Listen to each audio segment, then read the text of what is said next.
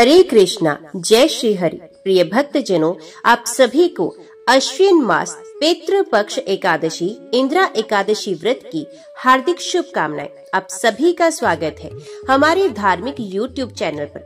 आज हम सुनने जा रहे हैं अश्विन मास की पावन इंदिरा एकादशी की व्रत कथा, जिसे सुनने मात्र से ही पितृदोष का नाश होता है और पूर्वजों की आत्मा को मोक्ष प्राप्त होता है। भक्तगण, कृपया वीडियो को लाइक करें, चैनल को सब्सक्राइब करें और कमेंट में अवश्य लिखें जय श्री हरि। कथा की शुरुआत होती है सतयुग के समय से। नर्मदा तट पर एक पुण्यात्मा राजा इंद्रसेन शासन करते थे। उनकी प्रजा सुखी थी, परंतु एक दिन उन्हें अपने स्वप्न में पिता का दर्शन हुआ। पिता ने दुखी स्वर में कहा, पुत्र, मैं पितृलोक में दुख भोग रहा हूँ। यदि तुम अश्विन मास की इंदिरा एकादशी का व्रत करोगे तो मेरा उद्धार हो जाएगा। राजा ने ये आदेश सुनकर बड़ी श्रद्धा से व्रत किया। उन्होंने निर्जल उपवास, भगवान विष्णु की पूजा और दान पुण्य से एकादशी का पालन किया। परिणाम ये हुआ कि पितृलोक में बंधे उनके पिता मुक्त हो गए और दिव्य लोक को प्राप्त हुए। इसलिए शास्त्रों में कहा गया है कि इंदिरा एकादशी का व्रत पितरों का उद्धार करता है और परिवार को सुख समृद्धि से भर देता है। तो आइए हम सब मिलकर इस एकादशी पर उपवास और कथा श्रवण का पुण्य अर्जित करें, हरिनाम का जप करें और पितरों की आत्मा को शांति प्रदान करें। युधिष्ठिर ने भगवान श्री कृष्ण से पूछा, मधुसूदन, कृपया करके मुझे ये बताइए कि अश्विन मास के कृष्ण पक्ष में कौन सी एकादशी होती है। भगवान श्री कृष्ण ने कहा, राजन, अश्विन कृष्ण पक्ष में इंदिरा नाम की एकादशी होती है। उसके व्रत के प्रभाव से बड़े बड़े पापों का नाश हो जाता है। नीच योनि में पड़े हुए पितरों को भी ये एकादशी सदगति देने वाली है। राजन, पूर्व काल की बात है। सतयुग में इंद्रसेन नाम से विख्यात राजकुमार थे, जो अब माहिष्मतीपुरी के राजा होकर धर्म पूर्वक प्रजा का पालन करते थे। उनका यश सबोर फैल चुका था। राजा इंद्रसेन भगवान विष्णु की भक्ति में तत्पर हो गोविंद के मोक्षदायक नामों का जप करते हुए समय व्यतीत करते थे और विधि पूर्वक अध्यात्म तत्व के चिंतन में संलग्न रहते थे। एक दिन राजा राजसभा में सुखपूर्वक बैठे हुए थे। इतने में ही देवऋषि नारद आकाश से उतरकर वहां आ पहुंचे। उन्हें आया देख राजा हाथ जोड़कर खड़े हो गए और विधि पूर्वक पूजन करके उन्हें आसन पर बिठाया। इसके बाद वे इस प्रकार कहने लगे, मुनिश्रेष्ठ, आपकी कृपा से मेरी सर्वथा कुशल है। आज आपके दर्शन से मेरी संपूर्ण यज्ञ क्रियाएं सफल हो गई। देवऋषि, अपने आगमन का कारण बताकर मुझ पर कृपा करें। नारद जी ने कहा, राजन, सुनो, मेरी बात तुम्हें आश्चर्य में डालने वाली है। मैं ब्रह्मलोक से यमलोक में आया था। वहाँ एक श्रेष्ठ आसन पर बैठा और यमराज ने मेरी भक्ति पूर्वक पूजा की। उस समय यमराज की सभा में मैंने तुम्हारे पिता को भी देखा था। वे व्रत भंग के दोष से वहां आए थे। राजन, उन्होंने तुमसे कहने के लिए एक संदेश दिया है, उसे सुनो। उन्होंने कहा है, बेटा, मुझे इंदिरा के व्रत का पुण्य देकर स्वर्ग में भेजो। उनका ये संदेश लेकर मैं तुम्हारे पास आया हूँ। राजन, अपने पिता को स्वर्गलोक की प्राप्ति कराने के लिए इंदिरा का व्रत करो। राजा ने पूछा, भगवान, कृपा करके इंदिरा का व्रत बताइए। किस पक्ष में, किस तिथि को और किस विधि से उसका व्रत करना चाहिए। नारद जी ने कहा, राजेंद्र, सुनो, मैं तुम्हें इस व्रत की शुभ कारक विधि बताता हूँ। अश्विन मास के कृष्ण पक्ष में दशमी के उत्तम दिन को श्रद्धा युक्त चित्त से प्रातः काल स्नान करो। फिर मध्याह्न काल में स्नान करके एकाग्रचित हो एक समय भोजन करो तथा रात्रि में भूमि पर सो। रात्रि के अंत में निर्मल प्रभात होने पर एकादशी के दिन दातुन करके मुंह धोए। इसके बाद भक्ति भाव से मंत्र पढ़ते हुए उपवास का नियम ग्रहण करें और कहें, कमल नयन भगवान नारायण, आज मैं सब भोगों से अलग हो निराहार रहकर कल भोजन करूंगा। अच्युत, आप मुझे शरण दें। इस प्रकार नियम करके मध्याह्न काल में पितरों की प्रसन्नता के लिए शालिग्राम शिला के सम्मुख विधि पूर्वक श्राद्ध करें तथा दक्षिणा से ब्राह्मणों का सत्कार करके उन्हें भोजन कराएं। पितरों को दिए हुए अन्न में पिंड को सूंघकर विद्वान पुरुष गाय को खिला दे। फिर धूप और गंध आदि से भगवान ऋषिकेश का पूजन करके रात्रि में उनके समीप जागरण करे। तत्पश्चात सवेरा होने पर द्वादशी के दिन पुण्य भक्ति पूर्वक श्री हरि की पूजा करे। उसके बाद ब्राह्मणों को भोजन कराकर भाई बंधु नाती और पुत्र आदि के साथ स्वयं मौन होकर भोजन करे। राजन, इस विधि से आलस्य रहित होकर तुम इंदिरा का व्रत करो। इससे तुम्हारे पितृ भगवान विष्णु के वैकुंठ धाम में चले जाएंगे। राजा इंद्रसेन से ऐसा कहकर देवर्षि नारद अंतर्ध्यान हो गए।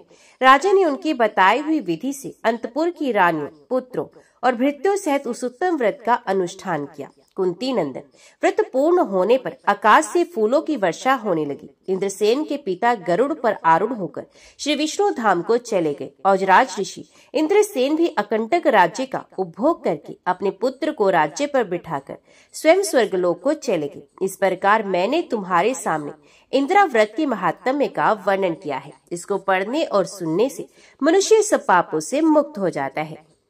बहुत प्राचीन काल की बात है। अयोध्या से दूर एक विशाल नगर था महाधनपुर। ये नगर अपनी समृद्धि, धर्मनिष्ठा और यज्ञों की प्रसिद्धि से पूरे आर्यव्रत में जाना जाता था। वहाँ के राजा का नाम था चित्रसेन। चित्रसेन पराक्रमी, दानवीर और धर्मात्मा थे, किंतु उनके जीवन में एक पीड़ा थी। उनके पितरों की आत्माएं अभी तक शांति को प्राप्त नहीं हो पाई थी। राजा चित्रसेन ने अनेकों बार यज्ञ, दान, तर्पण और श्राद्ध किए, किंतु जब भी वे स्वप्न में पितरों को देखते, उनके नेत्रों में एक अधूरी प्यास और क्लेश झलकता।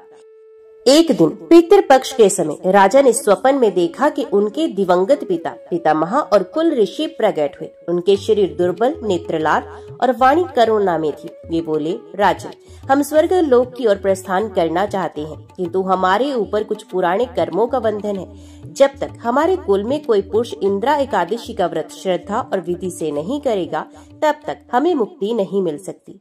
ये सुनकर राजा चित्रसेन घबराकर उठे। उन्होंने अपनी रानी सुरचना को सारी बात बताई। रानी धर्मपरायण थी और उसने कहा, स्वामी, ये तो स्पष्ट है कि भगवान विष्णु की भक्ति ही पितरों को शांति दिला सकती है। अवश्य ही हमें इंद्रा एकादशी का व्रत करना चाहिए। दूसरे दिन राजा ने सभा बुलाई। सभी ऋषि, महर्षि, ब्राह्मण, मंत्री और नागरिक एकत्रित हुए। राजा ने कहा, हे सभासदों, मेरे पितरों ने स्वप्न में आकर कहा है कि इंद्रा एकादशी व्रत करने से ही उन्हें शांति मिलेगी। अब आप सब मुझे बताइए, इस व्रत की विधि क्या है? तब महामुनि कश्यप ऋषि वहाँ उपस्थित थे और उन्होंने कहा, राजन, ये व्रत अश्विन मास के कृष्ण पक्ष की एकादशी को आता है। इसे इंद्रा एकादशी कहते हैं, क्योंकि इस दिन इंद्र देव भी उपवास कर भगवान विष्णु की आराधना करते हैं। इस व्रत का फल असंख्य यज्ञ और दान से भी श्रेष्ठ है। विशेषकर पितृ पक्ष में इसका पालन करने से पितरों को तृप्ति और मोक्ष की प्राप्ति होती है। राजा चित्रसेन ने प्रण किया, मैं इस वर्ष पितृ पक्ष की इंद्रा एकादशी का व्रत करूंगा, चाहे इसके लिए मुझे कितनी भी कठिनाइयां सहनी पड़े। उस रात राजा ने पुनः स्वप्न देखा। इस बार पितरों की दशा और भी दीन थी। वे नदी के तट पर खड़े थे, परंतु नदी का जल उनके होठों तक पहुंचने से पहले ही सूख जाता था। उनके पितामह ने कहा, पुत्र, हमारी आत्माएं प्यास से व्याकुल हैं। केवल इंद्रा एकादशी व्रत का पुण्य जल ही हमारी प्यास बुझा सकता है। राजा की आंखों से आंसू बह निकले। उन्होंने मन ही मन निश्चय किया, मैं न केवल स्वयं ये व्रत करूंगा, बल्कि पूरे राज्य में इस व्रत का प्रचार करूंगा, ताकि असंख्य पितरों को शांति मिल सके। रानी सुरचना ने महल की स्त्रियों को बुलाकर समझाया कि हे बहनों, एकादशी व्रत केवल पुरुषों के लिए नहीं, स्त्रियां भी कर सकती हैं। जब हम इस दिन उपवास करेंगे, कथा सुनेंगे और भगवान विष्णु का नाम जप करेंगे, तो न केवल हमारे पितृ बल्कि आने वाली संततियां भी धन्य होंगी। राजमहल की दासियां, नगर की स्त्रियां, यहाँ तक के बालक बालिकाएं भी व्रत के लिए उत्साहित उठी। ऋषि कश्यप के निर्देशन में नगर में बड़े पैमाने पर तैयारी शुरू हुई। घर घर दीप जलाए गए, तुलसी के पौधे के पास मंडप सजाया गया, हर द्वार पर आमर पल्लव और केसरिया ध्वज लगाए गए। ब्राह्मणों को आमंत्रित किया गया। गली गली में हरिनाम संकीर्तन होने लगा। राजा ने आदेश दिया कि इंद्रा एकादशी के दिन कोई भी प्राणी भूखा न रहे। अन्न भंडार खोले गए और जरूरतमंदों को दान दिया गया। अश्विन मास की कृष्ण पक्ष की 10वीं तिथि को राजा ने व्रत की तैयारी शुरू की। उन्होंने दिन भर फलाहार किया और रात्रि में भगवान विष्णु का ध्यान करते हुए सोए। एकादशी का दिन आया। सूर्य उदय होते ही नगर में शंखनाद गूंज उठा। सभी नागरिक स्नान कर पीताम्बर धारण कर मंदिर पहुँचे। राजा चित्रसेन और रानी सुरचना ने भी गंगा जल से स्नान किया और पीले वस्त्र पहनकर विष्णु मंदिर में पहुँचे। वहाँ भगवान श्री हरि का दिव्य रूप दर्शन कर वे भाव विभोर हो गए। राजा ने प्रणाम कर प्रार्थना की कि हे विष्णु भगवान, आप ही पितरों के उद्धारक हैं। आज मैं आपके चरणों में ये व्रत अर्पित करता हूँ।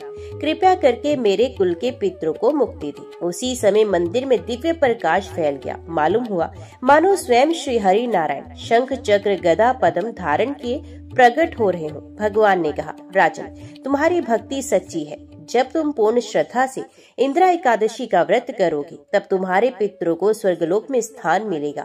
ये व्रत इतना पुण्यकारी है कि जिसने पाप किए हो वे भी मुक्त हो जाता है। राजा और रानी ने आनंद अश्रु बहाए। इस प्रकार राजा चित्रसेन ने दृढ़ निश्चय कर लिया कि वे इंदिरा एकादशी का व्रत विधि पूर्वक करेंगे। नगर में उत्सव का वातावरण था।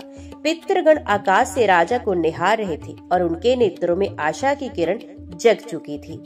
अश्विन मास की कृष्ण पक्ष की एकादशी का दिन जैसे ही उदय हुआ, पूरा महाधनपुर नगर दिव्यता से भर गया। सूर्य की किरणें स्वर्णिम थी। आकाश में पंछियों का मधुर कलरव गूंज रहा था। हर घर से तुलसी पूजन और गीता पाठ की ध्वनि सुनाई दे रही थी। राजा चित्रसेन ने ब्रह्म मुहूर्त में स्नान कर संकल्प लिया, मैं आज निर्जल रहकर भगवान विष्णु की उपासना करूंगा और संध्या तक केवल हरि नाम का जाप करूंगा। उनकी रानी सुरचना ने भी उसी प्रकार का व्रत लिया। नगरवासी भी उत्साह पूर्वक इस पुण्य कार्य में सम्मिलित हुए। ऋषि कश्यप ने सभी को व्रत की विधि बताई। प्रातः स्नान कर पीले वस्त्र धारण करना, तुलसी माता को प्रणाम कर उनके पास दीप जलाना, भगवान विष्णु का ध्यान कर ओम नमो भगवते वासुदेवाय मंत्र का जाप करना, निर्जल रहकर दिन भर हरिनाम संकीर्तन करना, रात्रि को कथा भजन और जागरण करना। राजा ने नगरवासियों से कहा, यह व्रत केवल व्यक्तिगत लाभ के लिए नहीं बल्कि हमारे कुल और समस्त पितरों की मुक्ति के लिए है, अतः इसे श्रद्धा से निभाइए। मंदिर में बड़ा मंडप बनाया गया था। सैकड़ों दीपक जल उठे। चारों वैष्णव जन मृदंग और झांझ लेकर भजन गा रहे थे। गोविंद बोलो, हरि गोपाल बोलो। बच्चे बूढ़े स्त्री पुरुष सभी भक्ति में डूब गए। राजा चित्रसेन और रानी भी वहीं बैठकर भजनों में लीन हो गए। भजन के बीच अचानक एक तेज आभा आकाश से उतरती हुई दिखी। सब चौंके, परंतु तुरंत ही वे प्रकाश मंद होकर शालिग्राम शिला पर ठहर गया। ऋषि कश्यप ने कहा, ये कोई साधारण प्रकाश नहीं है, ये स्वयं भगवान विष्णु की उपस्थिति का संकेत है। सभी भक्तों ने झुककर प्रणाम किया। दिन भर निर्जल रहकर सभी ने हरि नाम का जाप किया। रात्रि को मंदिर में कथा कीर्तन आरंभ हुआ। ऋषि कश्यप ने इंदिरा एकादशी महात्म्य सुनाया। उन्होंने बताया, एक बार इंद्रदेव पर असुरों ने आक्रमण किया। उनकी शक्ति क्षीण हो चुकी थी। तब देवराज ने इस एकादशी का व्रत किया और भगवान विष्णु से विजय का आशीर्वाद पाया। उसी कारण इसे इंदिरा एकादशी कहा जाता है। जो भी प्राणी इस व्रत को करता है वे इंद्र के समान ऐश्वर्य और पितृ मुक्ति प्राप्त करता है। राजा और रानी ध्यान मगन होकर कथा सुनते रहे। जैसे ही आधी रात हुई, मंदिर में एक अद्भुत घटना घटी। दीपकों की लो एक साथ प्रज्वलित होकर तेजस्वी प्रकाश फैलाने लगी। मालूम हुआ कि आकाश से अनेक सूक्ष्म देह प्रकट हो रही हैं। राजा ने देखा वही उनके पितृ हैं जिनकी दशा स्वप्न में देखी थी, परंतु अब उनके चेहरों पर हल्की आभा और आशा की झलक थी और उन्होंने कहा, पुत्र चित्रसेन, तुम्हारी भक्ति देखकर हम धन्य हो गए। आज के इस व्रत ने हमें अमृत रस प्रदान किया है। अब हमें वे पथ दिखाई दे रहा है जो स्वर्ग लोक की ओर जाता है।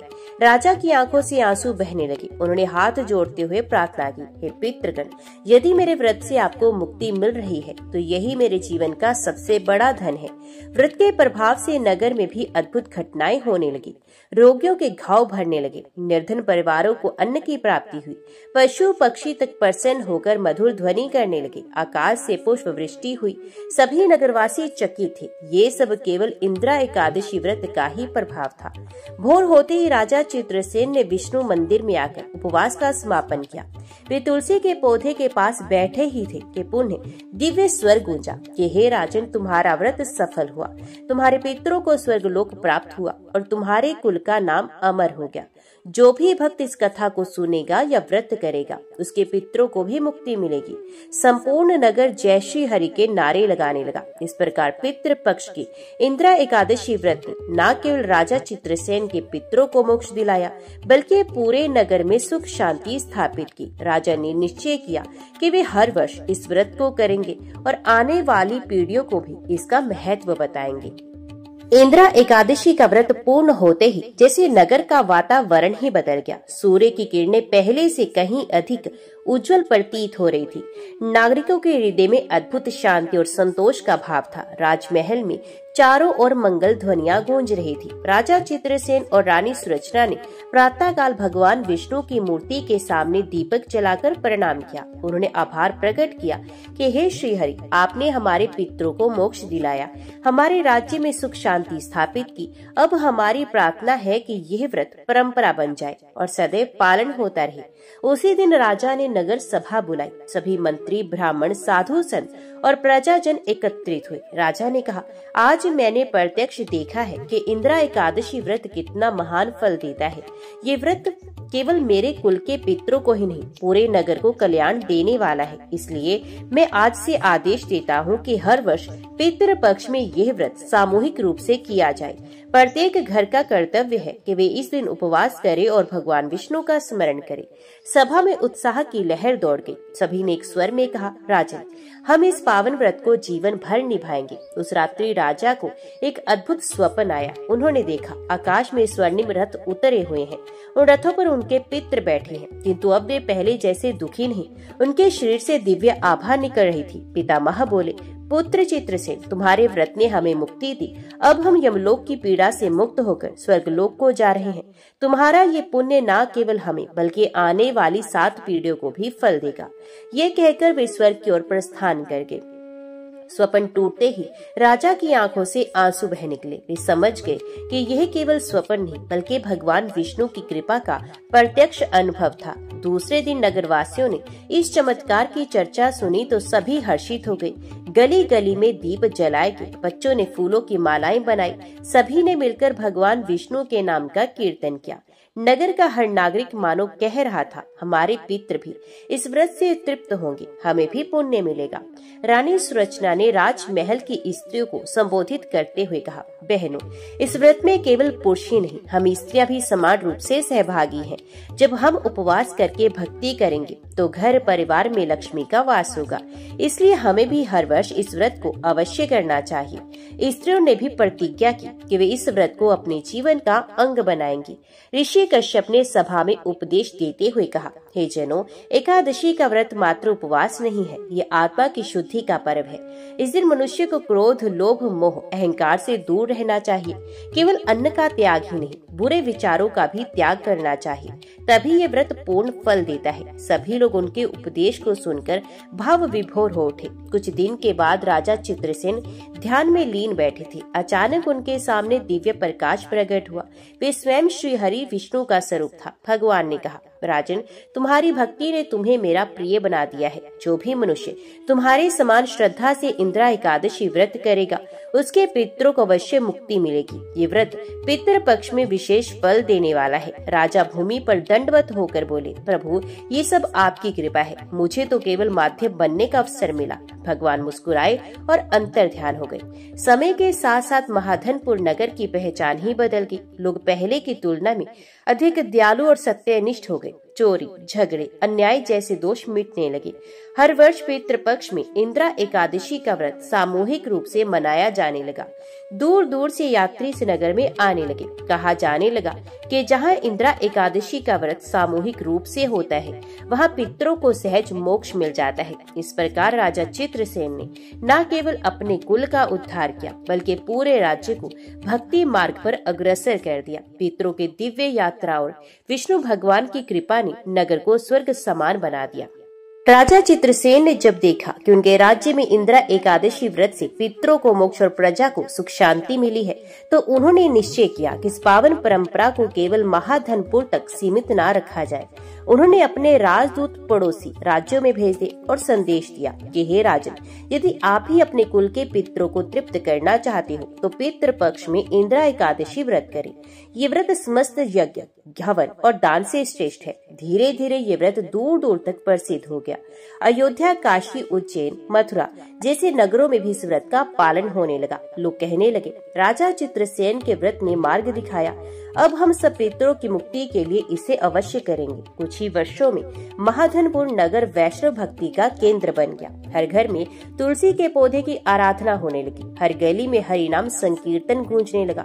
लोग अब एक दूसरे को देखकर कहते, भाई इस बार की इंदिरा एकादशी का व्रत मत भूलना, यही पितरों का अमृत है। नगर के बच्चे भी भक्ति भाव से बड़े होने लगे। वे खेल खेल में ही हरि नाम गाने लगे, गोविंद बोलो हरि गोपाल बोलो। एक बार इंदिरा एकादशी के अवसर पर राजा चित्रसेन स्वयं मंदिर में उपवास कर भजन कर रहे थे। अचानक मंदिर में आकाशीय ध्वनि हुई, राजन तुम्हारा व्रत हमें अति प्रिय है। राजा ने चारों ओर देखा पर कोई दिखाई नहीं दिया। तभी शालिग्राम शिला से एक दिव्य स्वरूप प्रकट हुआ। ये स्वयं भगवान विष्णु थे, शंख चक्र गदा पद्म धारण किए। भगवान ने बोला, चित्रसेन तुम्हारे कारण इस व्रत की महिमा पूरे भारत में फैल गई। इस व्रत से केवल पितरों की ही मुक्ति नहीं, जीवित प्राणियों का भी कल्याण होता है। जो मनुष्य श्रद्धा से इसे करता है उसके घर में दरिद्रता नहीं रहती, उसकी संतान धर्म परायण होती है और मृत्यु के बाद वे सीधा वैकुंठ लोक को प्राप्त होता है। राजा भूमि पर दंडवत हुए, उनकी आंखों से आनंद अश्रु बहने लगे। भगवान ने कहा, आज से मैं ये व्रत देता हूँ कि जो भी भक्त इंदिरा एकादशी व्रत की कथा सुनेगा, चाहे वे उपवास करे या ना करे, उसे भी पुण्य मिलेगा। पितृ पक्ष में यदि कोई ये कथा सुन ले तो उसके पितरों को दिव्य लोक की प्राप्ति होती है। इसके बाद भगवान अंतर ध्यान हो गए। उस वर्ष एक आश्चर्यजनक घटना हुई। कई वर्षों से नगर में सूखा पड़ा था, खेत बंजर हो गए थे, परंतु जैसे ही पितृ पक्ष आया और नगरवासियों ने इंदिरा एकादशी व्रत किया, उसी रात घनघोर वर्षा हुई। खेत लहलहा उठे, नदियां जल से भर गई और अन्न समृद्धि लौट आई। लोग हर्षोल्लास से कहने लगे, ये विष्णु भगवान की कृपा और इंदिरा एकादशी का चमत्कार है। उस रात राजा चित्रसेन ने फिर स्वप्न देखा। उनके पितृ अपूर्ण तेजस्वी रूप में प्रकट हुए। उनके चारों ओर दिव्य आभा थी। उन्होंने कहा, पुत्र चित्रसेन, अब हम सदैव के लिए स्वर्गलोक को प्रस्थान कर रहे हैं। तुम्हारे व्रत ने हमें अमर आनंद प्रदान किया है। जब जब तुम्हारे वंशज ये व्रत करेंगे, हम उन्हें आशीर्वाद देंगे। तुम्हारा नाम इंदिरा एकादशी की महिमा के साथ जुड़ा रहेगा। ये कहकर पितृ स्वर्गलोक की ओर चले गए। राजा चित्रसेन भाव विभोर होकर प्रार्थना करने लगे। समय बीता, राजा वृद्ध हुए और अंततः भगवान विष्णु का स्मरण करते हुए वैकुंठ धाम को प्राप्त हुए। परंतु उनके द्वारा स्थापित ये परंपरा सदा जीवित रही। आज भी पितृ पक्ष में जब इंदिरा एकादशी आती है तो भक्त उपवास करते हैं, कथा सुनते हैं और अपने पितरों के लिए तर्पण करते हैं। ये विश्वास बना रहता है कि इस व्रत से पितृ तृप्त होकर स्वर्ग जाते हैं, परिवार में सुख शांति आती है और भक्त को स्वयं मोक्ष की प्राप्ति होती है। जय श्री हरि। प्रिय भक्तजनों, अभी हम आपको सुनाने जा रहे हैं माता तुलसी और माता लक्ष्मी की एक ऐसी दिव्य कथा जो न केवल हृदय को भाव विभोर कर देती है, बल्कि जीवन में सुख शांति और समृद्धि का मार्ग भी दिखाती है। इस कथा को अंत तक सुनें और यदि आपको ये कथा पसंद आए तो कृपया चैनल को सब्सक्राइब भी अवश्य करें, वीडियो को लाइक करें और शेयर करें और कमेंट में जय माता तुलसी जय माँ लक्ष्मी अवश्य लिखें। बहुत समय पहले की बात है। एक प्राचीन नगर था जहाँ धर्म और नीति का पालन करने वाले लोग रहते थे। नगर के बीचों बीच एक भव्य विष्णु मंदिर था। उस मंदिर में प्रतिदिन आरती, भजन और कीर्तन होते थे। मंदिर के चारों ओर सुगंधित फूलों की लताएं और हरी भरी तुलसी का बाग था। लोग मानते थे कि उस नगर की समृद्धि का कारण वही तुलसी वन और माता लक्ष्मी की कृपा है। उस नगर के राजा चंद्रसेन बड़े धर्मात्मा थे। वे सदैव भगवान विष्णु की उपासना करते और माता लक्ष्मी को प्रसन्न करने के लिए प्रतिदिन विशेष पूजन करवाती। रानी सुमित्रा भी भक्ति भाव से हर सुबह तुलसी माता को जल चढ़ाती और तुलसी दल से श्री हरि विष्णु का पूजन करती। कथा कहती है कि तुलसी माता स्वयं धरती पर आई ताकि भक्तों को पापों से मुक्ति दिला सके। वे वृंदा के रूप में जन्मी और अपनी कठोर तपस्या से भगवान विष्णु को प्रसन्न किया। भगवान विष्णु ने उन्हें आशीर्वाद दिया कि हे वृंदा, आज से तुम तुलसी कहलाओगी। मेरे पूजन में तुम्हारे पत्ते अनिवार्य होंगे। तुम्हारे बिना कोई भी पूजा पूर्ण नहीं होगी। तब से तुलसी माता को हरि प्रिया भी कहा जाने लगा। जहाँ तुलसी माता होती है वहाँ लक्ष्मी माता का वास होता है और वहाँ दरिद्रता कभी नहीं टिकती। दूसरी ओर जब समुद्र मंथन हुआ तो अनेक रत्न निकले। उसी समय माता लक्ष्मी प्रकट हुई। वे रूप, लावण्य, वैभव और समृद्धि की देवी थी। सभी देवता और असुर उनका रूप देखकर चकित रह गए। माता लक्ष्मी ने भगवान विष्णु को पति रूप में स्वीकार किया और तब से वे सदा उनके साथ रहती हैं। हैं। लक्ष्मी माता ने घोषणा की, जहाँ धर्म होगा, जहाँ भक्ति होगी और जहाँ तुलसी का वास होगा, वहीं मेरा स्थायी निवास होगा। समय बीता और नगर में सुख शांति बने रही। लेकिन एक बार राजा चंद्रसेन के राज्य पर भयानक संकट आ गया। पड़ोसी राज्य का राजा उनसे ईर्ष्या करने लगा और उसने युद्ध की घोषणा कर दी। युद्ध में राजा चंद्रसेन हारने लगे, सेना बिखर गई, सैनिक निराश हो गए। रानी सुमित्रा चिंतित थी कि कहीं उनके राज्य की समृद्धि नष्ट न हो जाए। रानी ने तुलसी माता के चरणों में जाकर प्रार्थना की कि हे तुलसी माता, हे हरि प्रिया, यदि आज आप हमारी रक्षा नहीं करेंगे तो हमारा वंश और हमारी भक्ति दोनों संकट में पड़ जाएंगे। उसी रात रानी को स्वप्न में माता लक्ष्मी और माता तुलसी का संयुक्त दर्शन हुआ। दोनों माताएं एक साथ प्रकट होकर बोली, हे सुमित्रा, तुम्हारी भक्ति से हम प्रसन्न हैं, भय मत करो। जो स्त्री तुलसी माता का पूजन करती है और लक्ष्मी का ध्यान करती है, उसका घर कभी निर्धन नहीं होता और उसके कुल की रक्षा स्वयं भगवान विष्णु करते हैं।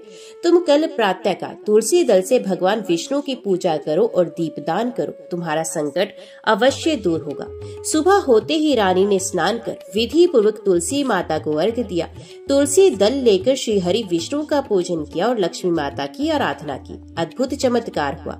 राजा की सेना में नई शक्ति जागी। युद्ध भूमि में दुश्मन भयभीत होकर पीछे हट गए। राजा चंद्रसेन विजयी हुए। राजा ने समझ लिया कि यह विजय उनके बल से नहीं बल्कि माता तुलसी और माता लक्ष्मी की कृपा से संभव हुई है। युद्ध में विजय के बाद राजा चंद्रसेन का राज्य पहले से भी अधिक समृद्ध हो गया। प्रजा सुखी थी, खेत खलिहान लहलहा रहे थे और हर घर में भगवान विष्णु का नाम गूंजता था। मंदिरों में तुलसी दल से पूजा होती और दीप मालाएं जलती। लेकिन जहाँ सुख समृद्धि होती है, वहाँ ईर्ष्या भी जन्म लेती है। पड़ोसी राज्य का पराजित राजा चुप नहीं बैठा। उसने सोचा, जब तक इस राज्य से तुलसी का बाग और लक्ष्मी की कृपा नहीं हटेगी, तब तक मैं चंद्रसेन को परास्त नहीं कर सकता। उसने षड्यंत्र रचा। कुछ दुष्टों को भेजकर तुलसी के बाग को नष्ट करने का प्रयास किया। एक रात जब नगर के लोग सो रहे थे, वे दुष्ट तुलसी बाग में पहुंचे और पौधों को उखाड़ने लगे। अचानक तेज आंधी चली, बिजली चमकी और आकाश से आवाज आई, अरे मूर्खों, ये तुलसी माता का बाग है, इसे छूने का साहस किया तो भस्म हो जाओगे। वहाँ उपस्थित सभी दुष्ट भयभीत होकर भाग खड़े हुए। कुछ वहीं गिर पड़े और बेहोश हो गए। सुबह जब राजा चंद्रसेन और रानी सुमित्रा को ये समाचार मिला तो वे तुलसी माता के सामने नतमस्तक हो गए और कहा, माता, आपके होते हुए हमारा कोई शत्रु हमें हानि नहीं पहुंचा सकता।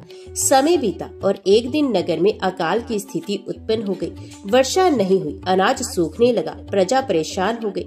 लोग सोचने लगे कि शायद लक्ष्मी माता ने नाराज होकर अपनी कृपा लौटा ली है। राजा रानी दुखी होकर मंदिर पहुंचे। उन्होंने माता लक्ष्मी का ध्यान करते हुए प्रार्थना की, हे महालक्ष्मी, यदि हमने कोई भूल की हो तो हमें क्षमा करें। आप बिना हमारे जीवन अंधकारमय है। माता लक्ष्मी उनके सामने प्रकट हुई। उनका रूप दिव्य था, हाथों में कमल थे और मुख पर मुस्कान थी। उन्होंने कहा, हे चंद्रसेन, हे सुमित्रा, तुम्हारी भक्ति अटल है, परंतु ये मेरी परीक्षा है। जब प्रजा कठिनाई में धैर्य और भक्ति बनाए रखेगी, तभी मैं पुण्य अपनी कृपा बरसाऊंगी। माता ने आगे कहा, इस अकाल को दूर करने के लिए तुम सबको तुलसी माता का सामूहिक पूजन करना होगा। जब पूरा नगर तुलसी दल चढ़ाकर विष्णु का नाम लेगा, तब वर्षा होगी और समृद्धि लौट आएगी। राजा ने आदेश दिया कि पूरे नगरवासी एकत्रित होकर तुलसी माता का महायज्ञ करें। दिन निश्चित हुआ। नगर के सभी लोग, छोटे बड़े, स्त्री पुरुष, बच्चे बुजुर्ग, सब तुलसी बाग में आए। वहाँ भव्य मंडप बनाया गया। वेद मंत्रों की गूंज हुई। तुलसी माता को दूध, जल, फूल और सिंदूर अर्पित किया गया। भगवान विष्णु की मूर्ति के चरणों में तुलसी दल चढ़ाए गए। जब सामूहिक रूप से हरि विष्णु, जय तुलसी माता, जय लक्ष्मी माता का उद्घोष हुआ, तभी आकाश में काले बादल घिर आए। कुछ ही पलों में मूसलाधार वर्षा शुरू हुई। सूखी धरती हरी हो गई। खेतों में अंकुर फूटने लगे और लोगों के चेहरे खिल उठे। वर्षा होते ही माता लक्ष्मी और तुलसी माता दोनों दिव्य रूप में प्रकट हुई। उनके तेज से पूरा मंडप आलोकित हो गया। माता तुलसी बोली, हे भक्तों, जो स्त्री पुरुष श्रद्धा से मेरा पूजन करते हैं और भगवान विष्णु का ध्यान करते हैं, उनके घर में दरिद्रता कभी नहीं आती। माता लक्ष्मी ने कहा, और जहाँ तुलसी का वास होता है, वहाँ मैं स्वयं निवास करती हूँ। इस नगर में अब सदैव सुख समृद्धि बनी रहेगी। राजा, रानी और सभी प्रजाजन ने मिलकर दोनों माताओं को प्रणाम किया और धन्यवाद दिया। तुलसी महायज्ञ के बाद नगर में फिर से सुख शांति लौट आई। खेतों में फसल लहलहाने लगी। लोग प्रसन्नचित होकर तुलसी माता और लक्ष्मी माता का गुणगान करने लगे। राजा चंद्रसेन और रानी सुमित्रा हर दिन और अधिक भक्ति भाव से पूजन करने लगे। लेकिन ईश्वर और देवी देवता अपने भक्तों की परीक्षा लेते रहते हैं ताकि उनकी भक्ति और दृढ़ हो सके।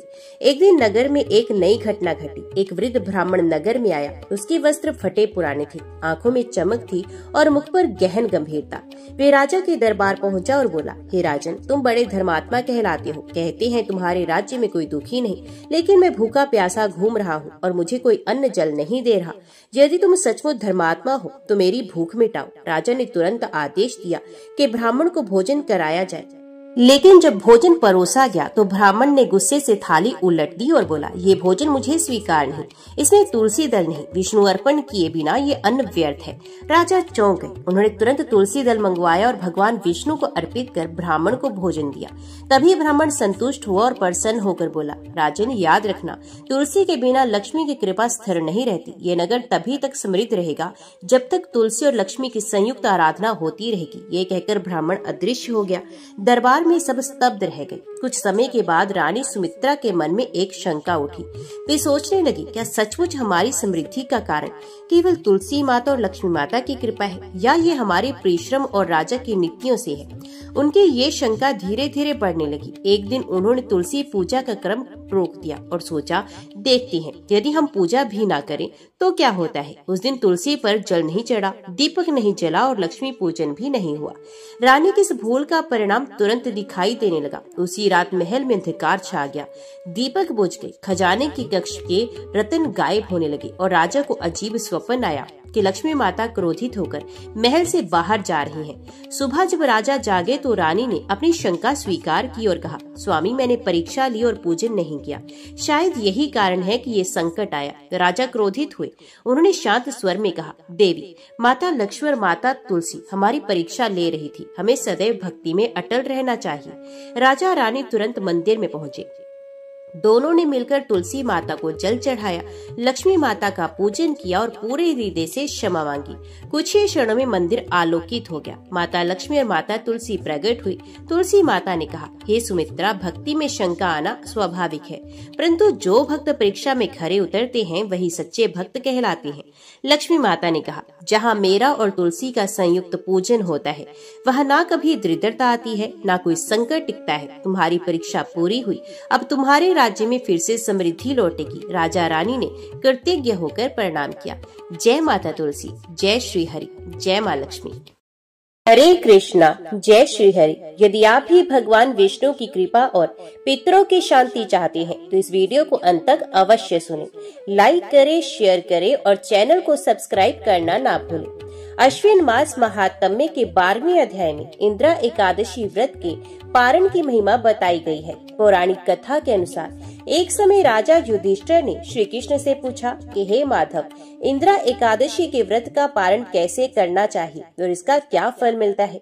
भगवान श्री कृष्ण ने उत्तर दिया कि हे धर्मराज, जो भक्त इंद्रा एकादशी का उपवास करते हैं उन्हें द्वादशी के दिन सूर्य उदय के बाद स्नान कर भगवान विष्णु का पूजन करके व्रत का पारण करना चाहिए। सात्विक भोजन से पारण करने पर न केवल व्रती का मन और शरीर पवित्र होता है, बल्कि उसके समस्त पाप नष्ट होकर वे विष्णु धाम को प्राप्त करता है। कथा में वर्णन है कि जो व्रती द्वादशी तिथि में तुलसी दल, दूध और फलाहार से पारण करता है उसे इंद्र लोक के समान दिव्य लोक की प्राप्ति होती है। वे पितरों को तृप्त करता है और कुल का उद्धार करता है। इसी कारण इस एकादशी को इंद्रा एकादशी कहा गया है। एकादशी व्रत पारण में द्वादशी की कथा सुनने से एकादशी व्रत का पुण्य कई गुना बढ़ जाता है। भगवान विष्णु की अनन्य कृपा प्राप्त होती है। पापों का नाश होकर जन्म जन्मांतर के बंधन कट जाते हैं। पितरों को शांति और तृप्ति मिलती है। जीवन में धर्म, अर्थ, काम और मोक्ष चारों पुरुषार्थ की प्राप्ति होती है। तुलसी माता की कथा सुनने से तुलसी भगवान विष्णु की प्रिया और पवित्रता का स्वरूप है। कथा श्रवण करने से घर परिवार में मंगल और शुद्धता आती है। रोग, शोक, दोष और बाधाएं दूर होती हैं। व्रत का फल 2 गुना होकर व्रती उसके परिवार को सुख समृद्धि देता है। तुलसी माता की कथा सुनने से संतान सुख और परिवार में दीर्घायु का आशीर्वाद मिलता है।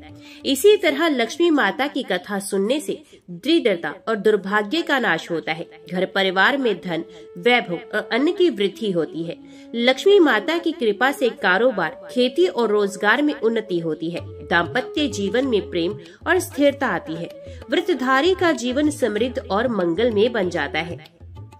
एकादशी के पारण के दिन द्वादशी कथा, तुलसी माता की कथा और लक्ष्मी माता की कथा को सुनना व्रत को पूर्ण करता है। ऐसा करने वाले व्रती न केवल स्वयं के लिए पुण्य अर्जित करता है, बल्कि पितरों की तृप्ति, घर परिवार में सुख समृद्धि और अंततः विष्णु धाम की प्राप्ति का अधिकारी बनता है।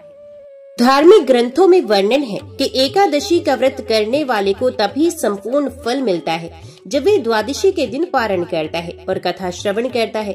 यदि कोई केवल उपवास करे और पारण न करे तो उसका व्रत अधूरा रह जाता है। इसलिए द्वादशी की महिमा एकादशी के समान ही महत्वपूर्ण है। भगवान विष्णु स्वयं कहते हैं कि हे भक्त, एकादशी व्रत के बाद द्वादशी का पारण करने वाला ही मेरा सच्चा प्रिय होता है। पुराने समय में अयोध्या में एक धर्मपरायण राजा रहते थे, राजा हरिश्चंद्र।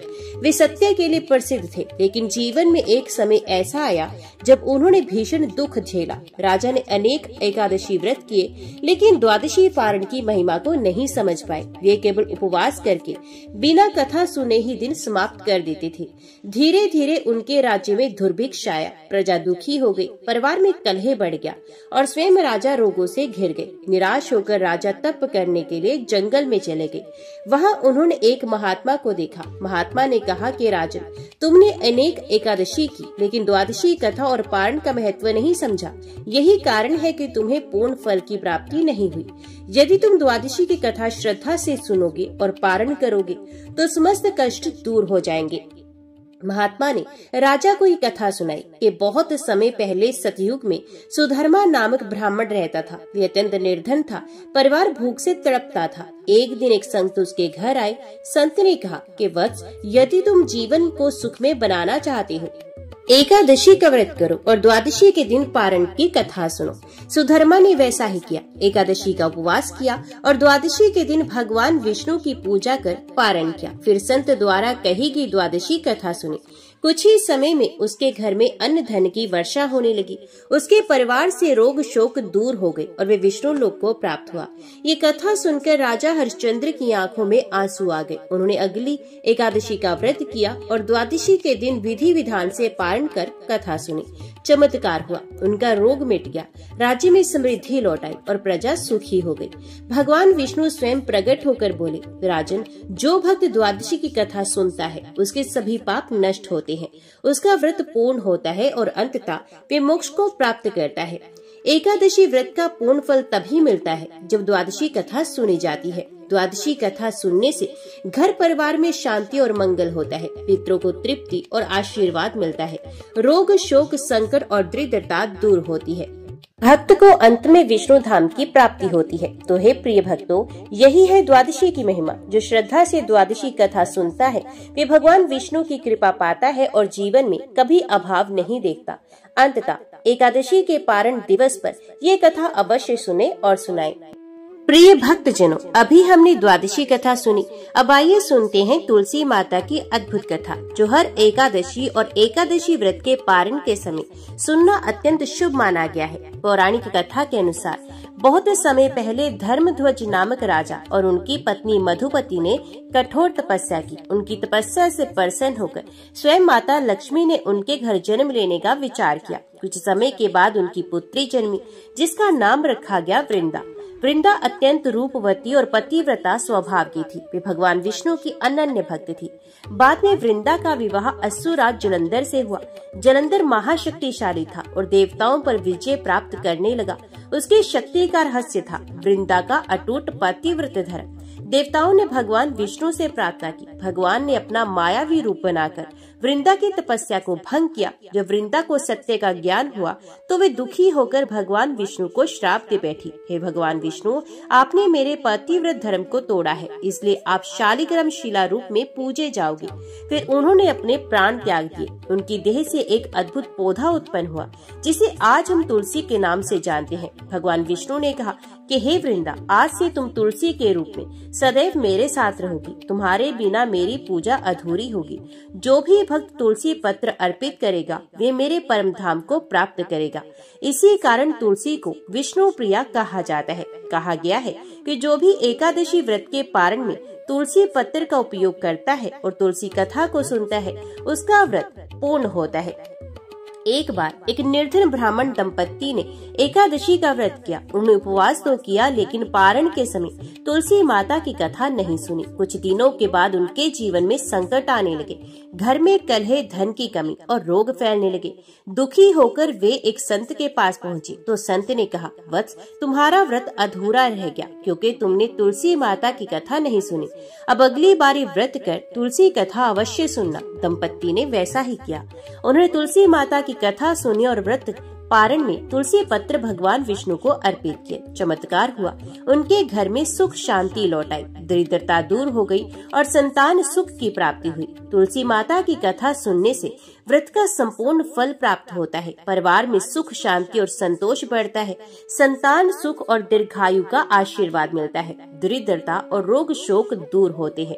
तुलसी माता की कृपा से पितरों को भी तृप्ति और मोक्ष मिलता है। तो प्रिय भक्त जनों, तुलसी माता केवल एक पौधा नहीं, वे भगवान विष्णु की प्रिया और पवित्रता का स्वरूप है। इसलिए हर एकादशी व्रत पारण में तुलसी पत्र का महत्व है और तुलसी माता की कथा का श्रवण अनिवार्य है। जो श्रद्धा से तुलसी कथा सुनता है उसके जीवन से संकट दूर होते हैं और उसे भगवान विष्णु की अनंत कृपा की प्राप्ति होती है। जय माँ तुलसी, जय श्री हरि। तो प्रिय भक्त जनों, द्वादशी कथा और तुलसी माता की कथा सुनने के बाद अब आइए सुनते हैं धन, वैभव और सौभाग्य की देवी माता लक्ष्मी की पावन कथा।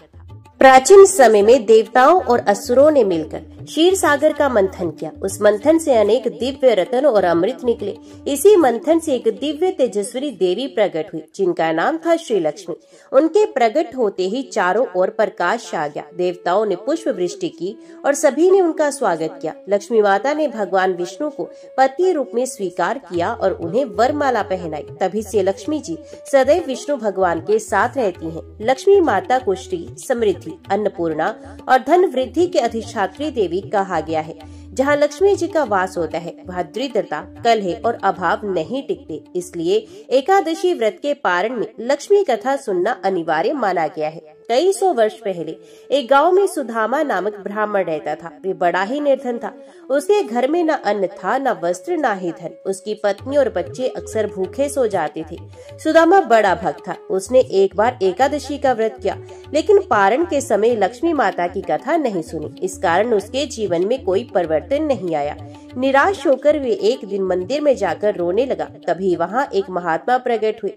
उन्होंने कहा कि वत्स, तूने व्रत तो किया लेकिन व्रत का फल तभी पूर्ण होता है जब द्वादशी पर लक्ष्मी माता की कथा सुनी जाए। अगली बार श्रद्धा से ये कथा सुनना और देखना चमत्कार कैसे होता है।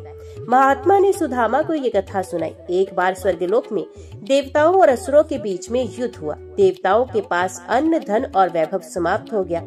वे सब भूख प्यास से पीड़ित हो गए। तब इंद्रदेव ने भगवान विष्णु से प्रार्थना की तो भगवान विष्णु ने कहा, देवताओं, जब तक तुम मेरी प्रिया लक्ष्मी की कथा श्रवण नहीं करोगे तब तक तुम्हें समृद्धि की प्राप्ति नहीं होगी। तब देवताओं ने द्वादशी के दिन माता लक्ष्मी की कथा सुनी। कथा सुनते ही उनके जीवन में वैभव लौट आया और असुरों पर विजय प्राप्त हुई। ये कथा सुनकर सुदामा ने भी अगली एकादशी का व्रत किया और द्वादशी के दिन माता लक्ष्मी की कथा सुनी। उसने श्रद्धा से पारण किया और लक्ष्मी माता का स्मरण किया। चमत्कार हुआ, रातों रात उसके घर में धन धान्य की वर्षा होने लगी। भंडार अन्न से भर गया। परिवार में हंसी खुशी छा गई और गांव के लोग भी आश्चर्यचकित हो गए। लक्ष्मी माता स्वयं स्वप्न में प्रकट होकर बोली, वत्स, अब कभी मेरे बिना व्रत अधूरा मत छोड़ना। जहाँ मेरी कथा सुनाई जाएगी वहाँ दरिद्रता का वास कभी नहीं होगा। लक्ष्मी माता की कथा सुनने से घर परिवार में दरिद्रता और कंगाली दूर होती है। व्यापार और खेती में उन्नति होती है। परिवार में प्रेम, शांति और वैभव बढ़ता है। अन्न और धन की कभी कमी नहीं होती। व्रती को लोक और परलोक दोनों में सुख प्राप्त होता है। तो प्रिय भक्त जनों, लक्ष्मी माता केवल धन की देवी ही नहीं बल्कि सौभाग्य और समृद्धि का स्वरूप है। इसलिए एकादशी व्रत के पारण में लक्ष्मी कथा सुनना आवश्यक है। जो भक्त श्रद्धा से ये कथा सुनता है उसके जीवन में सुख, शांति और वैभव आता है। अतः हर भक्त को द्वादशी कथा, तुलसी कथा और लक्ष्मी कथा अवश्य सुननी चाहिए। जय श्री हरि।